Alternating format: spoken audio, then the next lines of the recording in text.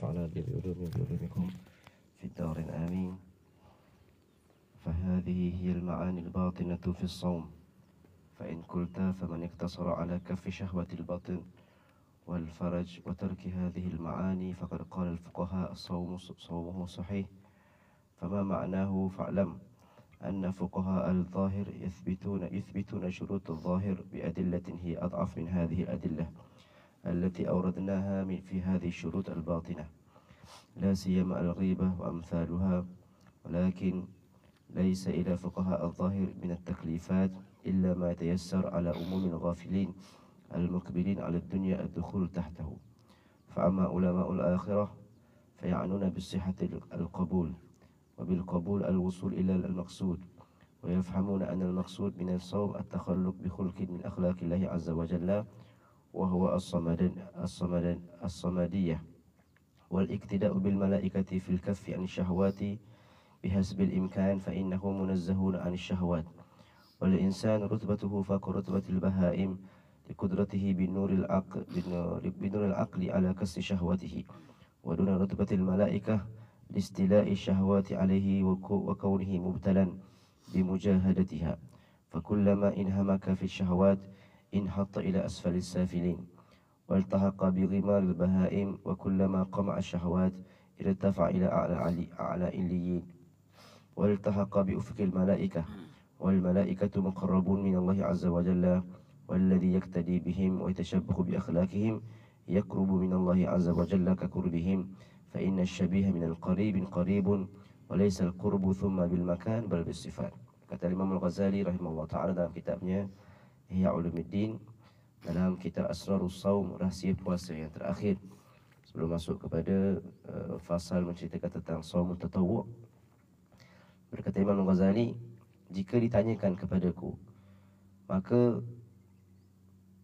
barang siapa yang telah menjaga syahwat makan dan minumnya dan kemaluannya, yakni dia hanya berpuasa menjaga diri, menahan diri daripada makan dan minum, dan menahan diri daripada hubungan suami isteri, berkata para fuqaha, puasa itu telah pun sahih. Orang yang berpuasa tak makan tak minum sejak pagi sampai ke terbenam matahari dan menjaga diri daripada hubungan badan suami isteri, maka puasanya sahih. Maka apa maksud kamu, wahai Imam Ghazali, yang mengatakan kamu mengatakan 6 syarat yang disebutkan pada sebelum ini, menjaga mata, menjaga lisan, menjaga telinga, menjaga perut daripada makanan yang haram, dan menjaga perut daripada makanan terlalu banyak, dan mestilah duduk di antara khauf dan raja. Apa maksudnya pula? Sedangkan fuqaha telah mengatakan siapa yang dah berpuasa, tahan diri makan minum, cukup dah, puasanya sahih, tak perlu qada dah. Kata Imam Ghazali, ketahuilah bahawasanya para fuqaha yang zahir, ulama-ulama zahir. Jadi ulama ni ada dua, ada ulama zahir, ada ulama batin. Ulama zahir, ulama faqih yang hanya menceritakan tentang puasa sah ke tak sah. Mereka tak menceritakan tentang puasa kabul ke tak kabul. Yang mereka titik beratkan hanyalah syarat sah puasa, rukun puasa, perkara yang batalkan puasa, itu sahaja. Tetapi kata di sini, ketahuilah bahawa para fuqaha yang zahir, mereka hanya menetapkan syarat-syarat yang zahir dengan dalil-dalil yang daif, yang lemah. Berbeza dengan apa yang telah kami letakkan di sini, dalil-dalil yang kuat, seperti mengumpat dan sebagainya. Mengumpat di sisi para ulama fuqaha tak batal puasa, tapi di sisi ulama batin batal puasa, batal pahala puasanya. Katanya Imam Ghazali, tetapi itu bukanlah perkara yang dibincangkan oleh para fuqaha, dan kebanyakan ahli dunia mereka hanya sibukkan diri dengan qaul, pendapat para fuqaha sahaja, dan mereka meninggalkan pendapat ulama tasawuf. Mereka memalingkan daripada pendapat perbincangan yang dibincangkan oleh para ulama tasawuf, yang ulama tasawuf ni mereka menitik beratkan qabul daripada sah. Sah memang kena sah, dalam masa yang sama mestilah kita memastikan puasa kita tu mendapat balasan daripada Allah Subhanahu Wa Taala, diterima oleh Allah Subhanahu Wa Taala. Fa amma ulamaul akhirah, adapun para ulama akhirat, yang mereka maksudkan dengan sah itu apa? Al-qabul. Puasa sah, yakni puasa yang diterima. Para fuqaha, puasa sah tak kisah terima ke tak terima ke, yang penting puasa aku sahih. Dengan maksud apa? Tak kena qada dah. Lepas syawal tak perlu qada dah, sebab aku dah tahan diri daripada makan dan minum daripada pagi sampai ke malam, maka puasa aku sahih, sah. Itu para fuqaha. Tapi para ulama ul akhirah, para ulama al-arifin billah subhanahu wa ta'ala. Dan kebanyakannya para fuqaha mereka arif billah. Jaranglah kita nak jumpa para fuqaha yang mereka meninggalkan ilmu tasawuf. Ada setengah mereka, tapi kebanyakan seperti Al-Imam Nawawi faqih, Al-Imam Al-Ghazali juga faqih, Al-Imam Syafi'i faqih dan sufi. Faqih dan sufi. Dia ulama dunia, dia ulama fiqh dan dia ulama akhirat juga dalam masa yang sama. Jarang kita nak jumpa ulama faqih, fuqaha yang tak bincang tentang bab pahala qabul tak qabul ni, jaranglah. Ataupun mungkin mereka ini hanyalah mereka-mereka yang hanya belajar ilmu hanya untuk mendapatkan habuan dunia sahaja. Maka mereka akan bincang bab sahih ke tak sahih saja. Adapun beramal dengannya tidak mereka titik beratkan. Kata Imam Ghazali, ada pun ulama akhirat seperti siapa? Al-Imam Al-Ghazali, Al-Imam Syafi'i, Al-Imam Ahmad bin Hanbal, Al-Imam Nu'man bin Bashir, Imam Abu Hanifah, Al-Imam Nawawi, Al-Imam Juwaini, Al-Imam Junaid Al-Baghdadi. Semua mereka faqih tu, mereka faqih. Tak lupa juga kepada para sadah habaib kita. Al-Imam Abdul Rahman Sagaf, Syekhul Akbar Idrusul Akbar Abdullah bin Abdul Idrus, Al-Imam Umar Muhdar, Syekh Abu Bakar bin Salim, Habib Umar kita sendiri. Semuanya mereka faqih, tapi mereka lebih mementingkan puasa yang diterima oleh Allah Subhanahu Wa Taala berbanding puasa yang sahih semata-mata tapi tak diterima oleh Allah Subhanahu Wa Taala. Yang dimaksudkan oleh mereka dengan puasa yang sah adalah puasa yang qabul, yang diterima oleh Allah Subhanahu Wa Taala. Berkata Imam Umar Muhdar, kalaulah aku yakin bahawasanya satu tasbih aku subhanallah, lafaz subhanallah tu kalau aku yakin pahalanya aku dapat, aku akan belanja seluruh orang hari ini makan daging selama seminggu, makan daging kambing selama seminggu. Kalau aku yakin. Siapa yang yakin hari ini puasa yang diterima oleh Allah SWT? Siapa yang yakin? Boleh beri bukti, oh puasa saya diterima oleh Allah. Tidak ada orang yang yakin bahawasanya amalnya diterima oleh Allah. Tapi kita hanya bersangka baik kepada Allah Subhanahu Wa Taala. Itu sangkaan baik kita, Allah terima kita punya puasa walaupun penuh dengan kekurangan, penuh dengan kita kata lubang-lubang yang kosong kita tak isikan, penuh dengan kemaksiatan kita, penuh dengan tidur, dengan rehat, dengan banyak benda yang kita sia-siakan waktu tu. Kita bersangka baik, Allah terima kita, Allah terima puasa kita. Tetapi selayaknya puasa kita tak diterima. Tapi layaknya Allah menerima puasa kita kerana Allah Maha menerima ibadah hamba-hambanya. Maka yang dimaksudkan dengan sahih adalah diterima, qabul. Yang kita baca setiap malam tu, ya Allah lana bil qabul, Allahu ya Allah lana bil qabul. Minta apa tu? Minta qabul, bukan sekadar kasedah semata-mata. Minta supaya kita punya ibadah diterima. Kerana sungguh menyesal dan sungguh rugi bagi mereka yang dah tahan sebulan dirinya daripada makan dan minum tapi tak ada tak dapat apa-apa. Macam orang bekerja sebulan tak dapat gaji. Penat dah, letih dah. Tapi tak dapat apa-apa gaji daripada majikannya. Begitulah orang yang berpuasa, maka tak dapat pahala daripada Allah Subhanahu Wa Taala, maka mereka akan menjadi orang yang paling menyesal di atas nanti di hari kiamat. Dan dengan qabul itulah kita akan sampai kepada maksud. Apa maksud? Tujuan berpuasa. Apa tujuan berpuasa? Ya ayyuhalladzina amanu kutiba alaikumus siyam kama kutiba alal ladzina min qablikum la'allakum tattaqun. Itu tujuan berpuasa. Tujuan kita berpuasa untuk mendapatkan takwa. Kalau puasa tak diterima, tak dapat takwa. Apa tandanya tak ada takwa? Keluar daripada bulan Ramadan, masih lagi berani buat maksiat. Keluar bulan Ramadan, masih lagi berani lambatkan semayang. Keluar bulan Ramadan, masih lagi berani tinggalkan semayang berjemaah. Keluar bulan Ramadan, masih lagi berani derhaka pada mak ayah. Itu tanda apa? Tanda tak dapat title takwa. Itu bermaksud puasanya tidak diterima oleh Allah Subhanahu Wa Taala. Sebab siapa yang diterima puasanya, pasti akan dapat sepaling-paling kurang faedahnya apa? Balasan gajinya apa? Kepada Allah Subhanahu Wa Taala, takut kepada Allah, dan kamu akan sentiasa ada di tempat yang Allah nak kamu berada, dan kamu akan kosongkan diri kamu di tempat yang Allah tak suka kamu berada di situ. Itu sifat orang bertakwa kepada Allah Subhanahu Wa Taala. Wa yafhamun anna al-maqsud min al-sawm at-takhalluq bi khulqillahi bi khulqin akhlaqillah azza wa jalla wa huwa as-samadiyah. Antara maksud puasa adalah kita bersifat cuba untuk mencontohi sifat Allah Subhanahu Wa Taala. Itu sifat apa? As-samadiyah. As-samadiyah yakni apa? Kalau untuk Allah ni, sebab Allah ni tempat kembali seluruh makhluk. Allahus Samad, qul huwallahu ahad, Allahus Samad. Tetapi maksud di sini bersifat dengan sifat samadiyah apa? Kosong perutnya. yang mana kosong jiwanya daripada perkara selain daripada Allah, diisikan hanya Allah, akhirat, Rasulullah, itu sahaja. Maka seluruh perkara dunia dikeluarkan daripada hatinya sehinggalah dia mendapat pandangan Allah Subhanahu Wa Taala. Dan tujuan berpuasa juga apa? Kata Imam Ghazali, tujuan berpuasa adalah untuk mencontohi para malaikat. Malaikat makan minum tak? Malaikat tak makan minum. Malaikat tak ada syahwat. Maka manusia ni, kata Imam Ghazali, insan ini, dia duduk tengah-tengah. Allah beri dia akal. Allah beri dia akal, Allah beri dia syahwat, nafsu. Syaitan, malaikat, mereka hanya ada akal, tapi tak ada syahwat. Allahumma salli Muhammad. Syaitan pula, iblis pula, mereka ada syahwat dan akal macam manusia. Adapun binatang, mereka hanya ada syahwat, tidak ada akal. Nampak tak beza? Malaikat atas sekali, mereka ada akal, boleh memilih yang baik, dan mereka hanya taat kepada Allah, tapi mereka tak ada syahwat. Mereka tidak ada syahwat, tak ada makan minum, tak ada berkahwin, tak ada apa. Mereka tak ada lelaki perempuan. Pertengahan manusia, manusia ni ada dua-dua. Dia ada akal, dia ada syahwat.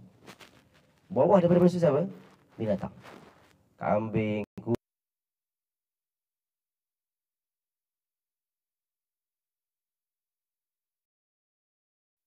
Nah, mereka ni binatang ni spesies yang hanya ada apa?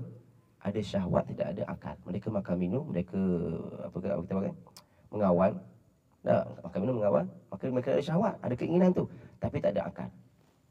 Jadi manusia ni Allah bagi dua-dua. Ada akal, ada syahwat. Kalau dia boleh mengalahkan syahwatnya dengan akalnya, maka dia akan naik ke peringkat malaikat. Kalau akalnya dikalahkan dengan syahwatnya, akal kalah, tak boleh pilih yang baik, turun ke peringkat binatang.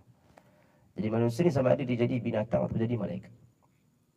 Kalau digunakan akal dia untuk mengalahkan syahwat dia, itulah tujuan puasa. Tujuan puasa untuk menewaskan syahwat, untuk menewaskan nafsu, supaya dia naik sampai di satu level dengan malaikat. Bahkan dia lebih mulia daripada malaikat. Sebab apa? Sebab dia ada syahwat. Malaikat memanglah tak akan buat dosa. Sebab apa? Tak ada syahwat. Kita ada dosa, ada syahwat. Ketika kita tahan syahwat kita itu, kita terlebih mulia daripada malaikat. Tapi manusia ini juga boleh jadi lebih teruk daripada binatang kalau akalnya ditewaskan oleh syahwatnya. Akal kata jangan buat, syahwat kata nak buat. Kita pun ikut syahwat kita, ikut nafsu kita. Kita kalah dengan syahwat, kalah dengan nafsu, kita turun lebih teruk daripada binatang. Bahkan kata Allah, ulaika kal an'am bal hum adall. Mereka lebih teruk daripada binatang terbelakang. Mereka yang hanya ikut syahwat saja, tanpa menggunakan akal. Siapa yang tak gunakan akal ni? Itu orang yang bermaksiat. Apa kata Allah dalam surah Al-Mulk? Lau kunna na'qil ma kunna min ashabis sa'ir. Kata orang kafir nanti di hari kiamat, ya Allah, kalau kami ni ada akal, kami tak akan masuk neraka. Dan mereka tak ada akal, kata dunia ada akal tapi tak gunakan akal. Lau apa? Lau na'qilu ma kunna fi ashab ayat ni. Surah Al-Mulk. Lau kunna na'qil ma kunna min ashabis sa'ir. Ha? Waqalu law kunna na'lamu an waqalu law kunna na'lamu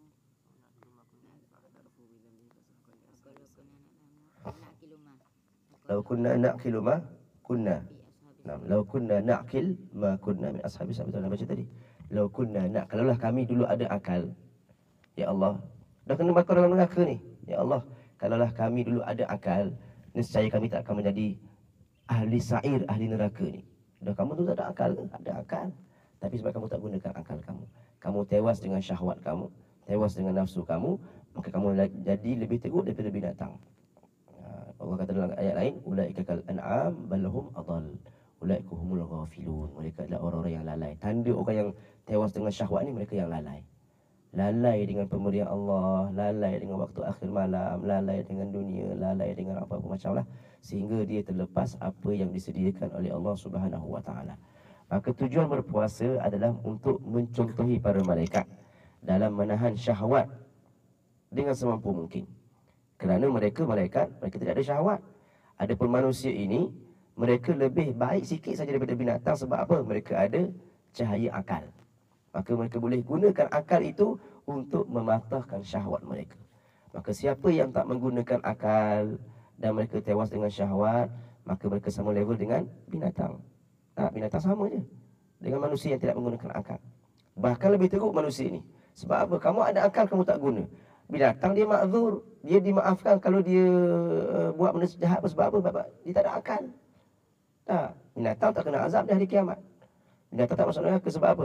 Mereka bukan mukallaf. Mereka tidak ada akal. Ada manusia mereka mukallaf. Mereka diberi akal, dan akal itu digunakan untuk apa? Untuk memilih mana yang baik, mana yang buruk. Mana yang terbaik, mana yang kurang baik. Mana yang lebih buruk, mana yang terburuk. Jadi itu tujuan kita, akal kita. Maka akal ini akan ditajamkan dengan apa? Ditajamkan dengan syariat, dengan agama. Bila ada agama, maka dia lebih bersemangat untuk membetulkan akalnya. Fakullama in hamaka fi syahwat. Adapun seseorang yang tenggelam dalam syahwatnya, maka dia akan jatuh ke tempat yang paling hina. Wal tahaqqa bi ghimaril bahaim, dan dia akan bercampur satu level dengan binatang-binatang ternakan. Dan selagi mana dia menahan syahwatnya, menjaga dirinya, berpuasa dan beribadah bulan puasa, maka dia akan naik ke tempat yang tinggi sehingga bertemu dengan para malaikat. Yakni satu level dengan para malaikat. Wal malaikatu muqarrabun, dan malaikat ni adalah orang makhluk-makhluk yang dekat kepada Allah. Maka siapa yang mencontohi mereka dalam menahan syahwat, hawa nafsu ketika berpuasa, maka mereka mencontohi para malaikat. Sama juga, mereka juga dekat dengan Allah Subhanahu wa taala. Yaqrub minallahi azza wa jalla ka qurbihin. Mereka akan hampir dengan Allah seperti hampirnya para malaikat. Sebab itu mereka dinamakan apa? Al-Muqarrabin. Para Muqarrabin, orang-orang yang dekat kepada Allah Subhanahu wa taala. Fa inna syabih minal qarib qarib. Kerana yang mencontohi orang yang dekat, dia pun dekat juga. Kita pergi ikut orang yang rapat dengan raja, kita pun rapat dengan raja. Kita pergi nyeper dekat orang yang rapat dengan orang soleh, kita pun rapat dengan orang soleh. Kita pergi berbaik dengan orang kaya, kita pun dapat juga sikit. Begitulah seterusnya. Fa inna syabih minal qarib qarib. Orang yang mencontohi, tiru-tiru dia, tiru-tiru malaikat pada perbuatannya, taat kepada Allah, tinggalkan maksiat, tak ada syahwat. Kita cuba tiru-tiru malaikat ni, maka seperti mana malaikat itu dekat dengan Allah, kita pun boleh mendekat kepada Allah dengan apa? Bukan dekat dengan jarak, bukan dekat 2 meter, 3 meter, tidak. Dekat dengan penjagaan Allah Subhanahu wa taala dan sifat-sifat Allah yang lain. Kasih Allah kepada kita, rahmat Allah kepada kita, Allah perhatikan kita, Allah jaga perbuatan kita. Sehinggalah seseorang itu bila mana dia dah hampir kepada Allah, dia akan sampai kepada tahap lebih tinggi apa? Al-mahbub indallah Subhanahu wa taala. Menjadi orang yang dicintai oleh Allah Subhanahu wa taala. Naam. Allahumma salli ala sayyidina Muhammad. Wa idza kana hadha sirru as-sawm inda arbabil albab wa ashabil qulub, fa ayyu jadwa li ta'khir al-aklatain wa jami'il aklatain inda al-asha' mal inhimak fi syahawat al-ukhar tul an-nahar. Kalaulah ini makna puasa di sisi orang-orang soleh, maka apa tujuannya, apa maknanya kalau kamu hanya mengakhirkan makan sahaja pada waktu maghrib, dalam masa yang sama kamu terus mengikut dan memberi makan kepada syahwat kamu pada sepanjang hari. Mata tak jaga, telinga tak jaga, mulut tak jaga, perut tak jaga, kemaluan tak jaga, hanyalah mengakhirkan makan sahaja. Itu hanyalah bukan puasa betul. Dia hanya menjamak tak akhirkan makan sahaja. Maka apa tujuan puasa tu kalau kita hanya berpuasa sebegitu? Walau kana limithlihi jadwa, kalaulah ada makna bagi puasa sebegini, orang yang siangnya dia tengok benda yang haram, dengar benda yang haram, bercakap benda yang haram, nanti maghrib berbuka. Apa tujuan? Nabi kata hadis, kam min sa'imin laysa lahu min siyamihi illa al-ju' wal 'atash.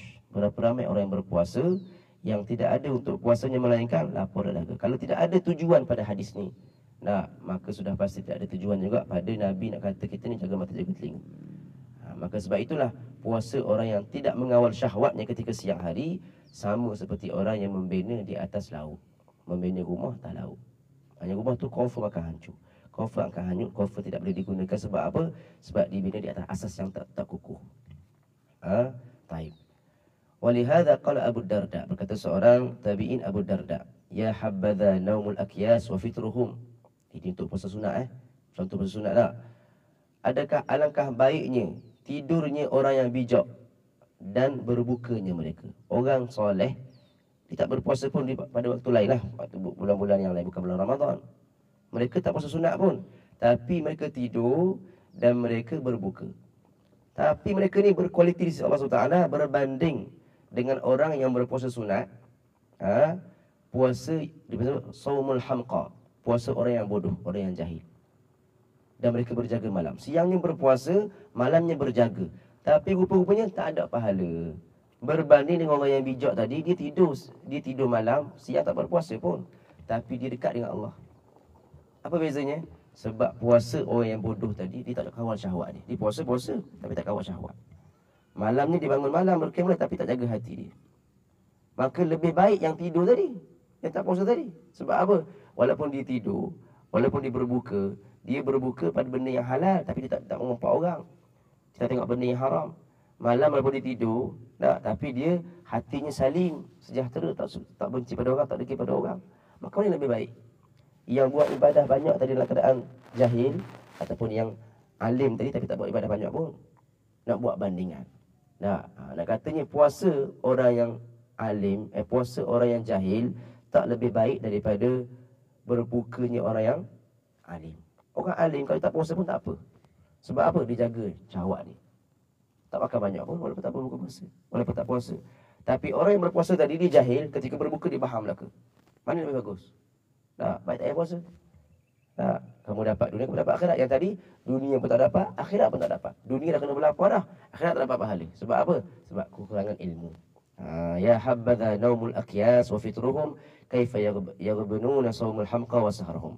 Betapa alangkah indahnya tidurnya orang yang alim dan berbukanya mereka, dan betapa teruknya puasa orang yang bodoh dan berjaga malamnya mereka. Wala dharratun min dhawi yaqin wa taqwa afdal wa arjah min amthalil jibal ibadatan minal muqtarri. Kata Imam Abu Darda, demi Allah katanya, satu zarrah ibadah daripada orang yang ahli yakin, orang yang berilmu, bertakwa, yakin kepada Allah, beriman, imannya tinggi, lebih bagus daripada segunung ibadah orang yang muqtar, tertipu dengan ibadahnya. Kata Imam Ibn Athaillah sekali, apa dia? Rubba maksiatin awrathat dhillan wa inkisaran khairun min ta'atin awrathat izzan wa istikbaran. Berapa banyak maksiat yang menimbulkan rasa hina diri, yang menimbulkan rasa pecah hati, yang menimbulkan rasa rendah diri, lebih baik daripada taat yang menimbulkan rasa bangga diri. Ketika itu ahli maksiat lebih bagus daripada ahli taat. Kalau dia buat taat, dia rasa dia hebat. Dia rasa dia ahli qiyamul lail, dia rasa dia ahli puasa yang hebat, dia rasa dia ni ahli ilmu. Dia keluar dekat luar sana, dia kata, akulah orang paling hebat, dipandang orang pandangan sebelah mata. Lebih baik orang yang ahli maksiat, yang dibuat maksiat malam, siang dia menangis sebab dia kenakan maksiat dia. Lebih baik ahli maksiat ni di sisi Allah Subhanahu Wa Taala. Sebab itu bila kita tengok ahli maksiat, jangan memandang rendah kepada mereka. Mungkin mereka diketahui maksiat mereka, tapi kita tak tahu bila mereka bertaubat. Kemungkinan taubat mereka lebih hebat daripada taubat kita. Kemungkinan taubat mereka itu lebih hebat daripada kita punya ibadah. Seperti mana kisah perempuan di zaman Nabi yang berzina tu. Nabi kata kalau dibahagikan taubat perempuan ini, nescaya akan mencukupi seluruh ahli Madinah. Padahal dia ni orang ahli zina, direjam oleh Nabi sampai meninggal dunia. Dah kena hudud dah. Mana orang maki dia, orang kecam dia, tapi sebenarnya dia dah bertaubat kepada Allah. Yang taubatnya itu kalau dibahagikan kepada ahli Madinah, semuanya akan cukup. Cukup mereka diampunkan dosa dengan sebab taubat seorang perempuan yang menyesali atas dosanya. Sebab itu kita bila kita beribadah, tak boleh kita anggap diri kita mulia daripada orang. Tak boleh sesekali pun. Kita balik ke lain, kita naik kereta, lalu di tempat orang tengah main dam. Pukul 3 pagi. Apa kita serang hati kita? Dia ni main dam pukul 3 pagi. Tak guna Ramadan. Main hati kita dah. Sesungguhnya ketika itu mereka yang main dam lebih bagus. Sebab apa? Sebab main dam walaupun dia membuang masa, tapi bukan maksiat. Main dam maksiat tak? Orang main game tengah-tengah malam pukul 3 pagi, kita tengok budak-budak main game. Dia main game malam pagi apa? Aku lagi baik daripada dia. Ketika itu siapa lebih baik? Kita ke dia? Ketika itu dia jauh lebih baik daripada kita. Sebab apa? Main game bukan maksiat. Tapi kamu ni menganggap diri kamu lebih mulia, itu maksiat. Bahkan maksiat terbesar. Walaupun baru balik qiyamul lail, walaupun baru balik tadarus Al-Quran, walaupun baru balik mengajar, kamu sekarang lebih hina daripada dia. Sebab apa? Mereka yang buat benda sisi tadi bukan maksiat lagi. Kamu bermaksiat dengan maksiat hati, yang maksiat hati lebih besar daripada maksiat badan. Kamu belum maksiat di bulan Ramadan pula. Takabur, maksiat hati. Riak, maksiat hati. Ujub, maksiat hati. Dengki, maksiat hati. Semua itu mendatangkan dosa yang besar. Waliyadzubillah subhanahu wa ta'ala. Sebab itu kita bila dah selesai kita punya ibadah, jangan duduk di zon selesa. Bukan kita rasa, oh aku dah selesai dah. Bukan. Kita maksud dia apa? Duduk di antara mana? Di antara khauf dan raja. Takut ibadah tak diterima dan berharap. Bukan boleh bersukaria, apatah lagi boleh memandang orang lain dengan pandangan yang hina. Tak boleh sekali. Ini keluar puasa ni, nak raya ni tak. Kita balik rumah ni, oh adik kita duduk tengok TV kat rumah ni, kawan-kawan kita duduk main motor, kita kata, oh aku ni duduk kat madrasah, hebat aku lagi. Mulia aku dapat dalam Qadar ni. Mereka tak dapat belaka ni. Habis semua kita punya amalan sebulan puasa. Sebab apa? Terbatal dengan sebab penyakit hati. Sebab tu paling bahaya, hati kita kalau tak dijaga. Sebab itu tujuan berpuasa, tujuan qiyamul lail, tujuan sembahyang witir itu apa? Untuk menyucikan hati, bukan untuk lagi kebal hati kita daripada penyakit. Bukan makin mengotor hati. Tanda ibadah diterima adalah mereka tak ingat pada ibadah mereka. Bahkan mereka ingat pada dosa-dosa mereka sahaja, tak pandang pada ibadah mereka. Lupakan segala perbuatan ibadah kita buat, ingatkan dosa kita yang kita buat kepada Allah SWT, dan sentiasa memandang makhluk yang lain lebih afdal daripada kita. Jangan duduk di zon selesa, rasa kita lebih mulia daripada mereka, tidak. Bahkan kemungkinan orang kita pandang hina tu, orang kita kata mak motor lah, orang yang duduk kat tempat tak molek lah setiap hari, mereka tu lebih baik di sisi Allah daripada kita. Nasihat boleh, nasihat tak ada masalah. Nasihat dalam keadaan kita rasa kita lebih hina daripada dia. Sebab itu kalau siapa yang nasihat kepada kawan dia rasa kawan dia lebih hina daripada dia, maka nasihat tak akan sampai. Nasihat akan didengari oleh orang yang merasakan diri dia lebih hebat daripada orang yang dengar nasihat. Cara kita nak berdakwah, kita sentiasa menganggap diri kita lebih hina daripada orang yang kita nak dakwah tu. Kita pergi jumpa dengan mak motor, nasihat dia pergi masa tarawih ni, anggap kita lebih hina daripada mereka. Baru mereka boleh dengar kata-kata kita. Kalau tak, mereka tak akan dengar. Tak akan sampai kepada hati mereka. Dengar, telinga dengar, tapi tak sampai pada hati. Tak akan terkesan hati mereka dengan kata-kata kita. Sebab apa? Nasihat datang daripada seorang yang juga bermaksiat, dengan maksiat hati. Maka orang yang bermaksiat, nasihatnya tak akan diterima oleh orang lain. Walaupun duduk ahli maksiat ni, tapi tak sampai. Tapi kalau hanya sepatah je kita beri kepada dia, sepatah je, mari, jom je. Tapi datang daripada hati yang hina diri, hati yang pecah kerana Allah, hati yang menghinakan diri dia, sampai kepada orang dengar, akan ikut dia. Sebab tu ramai orang nasihat tak sampai. Sebab apa? Dia rasa diri dia lebih hebat daripada orang yang diberi nasihat. Tak boleh. Kita tak boleh menganggap diri kita apa pun lebih hebat daripada orang lain. Walaupun kita ni dah memang nampak syurga neraka depan mata ni, orang buka hijab dah, nampak malaikat dah, kasyaf dah ni, nampak dah. Tetap tidak boleh kita menganggap diri kita lebih mulia daripada orang lain. Tak boleh. Sebab itulah permulaan kita jauh daripada Allah Subhanahu wa ta'ala. Maka kata Imam Abu Darda, sesungguhnya satu zarrah daripada ibadah ahli yakin, orang berilmu yang tawadha, yang ikhlas, yang rendah diri, yang rendah hati, lebih afdal daripada segunung ibadahnya orang yang maghrur, tertipu dengan ibadah mereka, yang rasa dia hebat dengan ibadahnya. Walidzalika qala ba'dul ulama, kam min sa'imin muftir wa kam min muftirin sa'im. Berapa ramai orang bukan bulan puasa lah, mereka tak berpuasa pun, mereka berpuasa sebenarnya. Mereka berbuka makan tengah hari, minum petang, tapi mereka dapat pahala puasa. Dan berapa ramai orang yang berpuasa sunat, tapi tak dapat pahala puasa. Macam orang berbuka sama je. Kam min sa'imin muftirun wa kam min muftirin sa'imun. Berapa ramai orang yang berpuasa, mereka sebenarnya berbuka. Dan berapa ramai orang berbuka, nampak macam dia tak puasa, tapi rupanya dia berpuasa. Jaga mata, jaga telinga, jaga mulut, jaga hati. Mereka puasa tu, itu puasa sebenar. Wal muftirus sa'im, orang yang berbuka tetapi berpuasa adalah mereka yang menjaga anggotanya daripada maksiat, daripada makan dan minum, daripada mana yang haram. Adapun orang berpuasa yang berbuka sebenarnya adalah mereka yang lapar dahaga, tahan lapar tahan dahaga, tapi dilepaskan anggotanya semua untuk buat maksiat. Maka puasa tak ada pun. Nampak je macam surah puasa. Oh, di puasa ni rupa-rupanya tidak ada pahala di sisi Allah Subhanahu wa ta'ala. Wa man fahima ma'na shaumi wa sirruhu, siapa yang faham makna puasa ini, maka dia akan tahu bahawasanya, masalah man kaffa 'anil akli wal jima' wa aftara bi waqti, akan faham bahawasanya perumpamaan orang yang tahan diri daripada lapar dan dahaga, makan dan minum di siang hari, daripada jima' di siang hari, tapi dia berbuka dengan berbagai dosa. Dengan mengumpatnya, dengan tengok benda yang haramnya, dengan su'udzannya, dengan takaburnya, dengan riaknya. Berbuka puasa dengan benda-benda tu, benda-benda yang haram itu, seperti orang yang mengambil air semayang. Ambil air semayang, disapu kat tangan ni 3 kali. Sapu muka sapu 3 kali. Sunat tak sapu muka 3 kali? Sunat. Kan? Al-masah dalat ni kan sunat. Tapi air tak buka. Air tak buka rupanya. Ambil air semayang, sapu. Tapi air tak buka. Tak ada air. Dia buat benda yang kurang penting berbanding benda yang utama. Yang penting air itu sampai kepada anggota kamu. Seperti orang yang menyapu anggotanya 3 kali, tapi tidak ada air rupanya. Walaupun betul 3 kali, tapi air tak ada. Sah tak wuduk dia? Tak sah. Kerana dia meninggalkan perkara yang paling utama, iaitu mengalirkan air. Memanglah menyapu ni sunat, tapi air itu kena sampaikan dulu.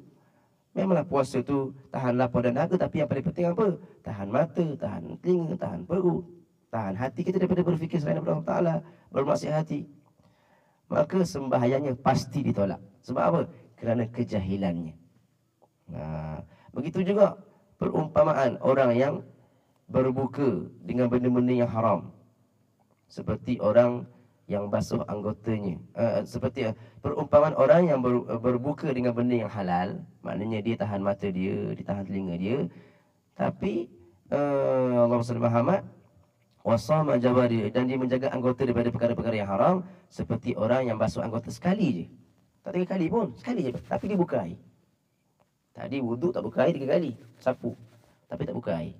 Dengan yang seorang lagi, buka air, basuh sekali je. Yang wajib je dia ambil. Muka sekali, tangan sekali. Tak buat pun yang sunat. Mana sembahyang diterima? Yang pertama ke yang kedua? Yang kedua diterima. Walaupun dia buat sekali je. Walaupun dia hanya buat benda yang wajib saja, tapi sembahyang diterima. Begitulah puasa orang yang nak menjaga anggota daripada perkara yang haram. Fasalatu mutaqabbalah insya-Allah. Maka sembahyangnya pasti diterima oleh Allah insya-Allah. Kerana apa? Kerana dia menjaga hukum-hukum yang perlu dijaga. Walaupun dia meninggalkan perkara yang bonus tadi 3 kali tadi, tapi dia tak meninggalkan benda yang utama, iaitu membasuh ataupun mengalirkan air ke seluruh anggotanya. Tapi yang paling afdal siapa? Mereka yang berpuasa dan jaga pula. Maknanya di basuh wudu tu, basuh buka air 3 kali pula. Ini paling afdal. Sembahyang yang diterima, dapat pula pahala sunat. Kerana apa? Menyempurnakan kesempurnaan wudu. Maka mereka juga adalah mereka yang menyempurnakan kesempurnaan puasa. Kata Nabi SAW, innamas sawmu amanah. Ketahuilah, puasa itu amanah. Falyahfaz ahadukum amanatahu. Kata Nabi, puasa kamu itu amanah yang Allah berikan kamu. Maka setiap kamu mestilah menjaga amanah yang Allah beri pada dia. Jaga puasa dia supaya diserahkan kepada Allah puasa yang sempurna. Barulah Allah beri pahala yang sempurna. Walamma tala qaulahu azza wa jalla, innallaha ya'murukum an tu'addul amanati ila ahliha. Ketika Nabi membacakan ayat ini, sesungguhnya Allah mengarahkan kamu, memerintahkan kamu untuk kamu menyempurnakan amanah kepada ahlinya. Nabi letak tangan Nabi di mana? Di mata dan di telinga Nabi. Kata Nabi, as-sam'u amanah wal basar amanah. Telinga kamu ni amanah, mata kamu amanah. Jagalah amanah yang Allah beri pada kamu. Jangan kamu jadi orang yang khianat. Sebab itu Allah sebut dalam Al-Quran apa? In ya'lamu kha'inatal a'yun wa ma tukhfis sudur. Allah mengetahui khianat-khianat mata.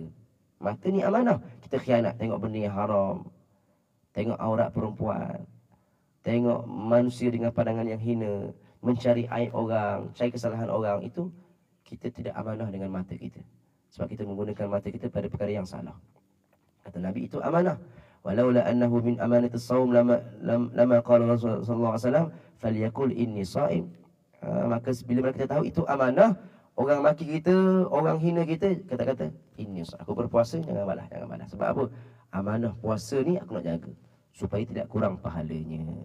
Ai inni awda'tu lisani li ahfadhahu fa kaifa atlaquhu bijawabika. Fa idzan qad dhahara anna li kulli ibadatin zahiran wa batinan wa kushran wa lubban wa li kushuriha darajat wa li kulli darajatin tabaqat fa ilayka al-khiyaratu al-an fi an taqna' bil kishr anil lubab atau tatakhayyar ila ghimaril arbabil albab. Kata Imam Ghazali, ketahui akhir sekali, ketahuilah bahawasanya setiap ibadah itu ada zahir dia, ada batin dia.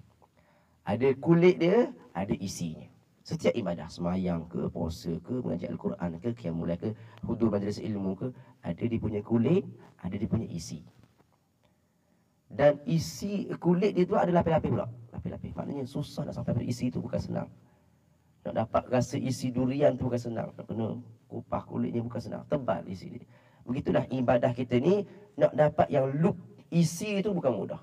Kulitnya berlapis-lapis. Banyak halangan untuk kita dapat merasakan isi ibadah tu. Maka kamu sekarang diberi pilihan, kata Imam Ghazali. Pilihan. Nak makan yang kulit ke nak makan isi? Ada orang disuka dengan kulit je. Oh, dapat kulit durian. Oh, pergi je. Dapat kulit durian. Dah tak dapat rasa isi pun. Kulit rambutan dia kupul, kulit manggis, kulit limau dia bawa kupul. Alhamdulillah bawa seguni. Kulit saja bawa, tak ada isi. Begitulah orang yang hanya dapatkan zahir ibadah sahaja. Surah nampak gambar semayang, gambar puasa, gambar pergi haji, gambar mengaji Al-Quran. Tapi isi tidak ada. Nah, maka apa guna dia isi? Boleh buat apa isi? Boleh mengenyangkan ke? La yusminu wala yughni min ju'. Tidak menggemukkan, tidak menghilangkan lapar dia. Isi tadi. Dia punya ruh tidak terisi dengan ibadah. Sebab apa? Dia hanya ambil kulit sahaja. Maka sekarang kamu pilihan. Kalau orang yang bodoh, orang yang jahat, orang yang lalai, mereka hanya berbangga dengan kulit. Tetapi orang yang yakin, ahlillah, mereka lebih fokus kepada isi. Kulit tak dapat tak apa. Yang penting isi aku dapat. Walaupun sikit. Kulit, buanglah kulit. Ayalah. Maknanya jangan ingat kata punya ibadah tu. Maka kamu boleh pilih nak dapatkan kulit ibadah ke nak dapatkan isi ibadah.